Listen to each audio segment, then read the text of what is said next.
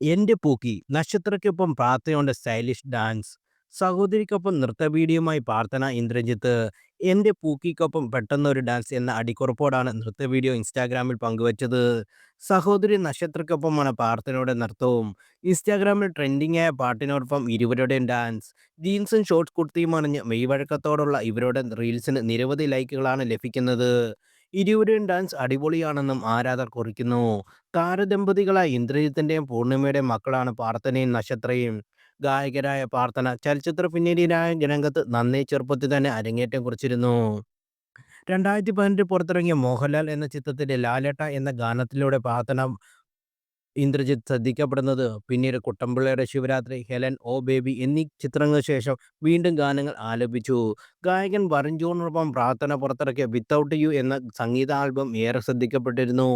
മോഹൻലാലിനെ നായകനാക്കി പൃഥ്വിരാജ് സംവിധാനം ചെയ്ത എമ്പുരാന്റെ തീം സോങ് ആലപിച്ചതും പ്രാർത്ഥനയാണ്.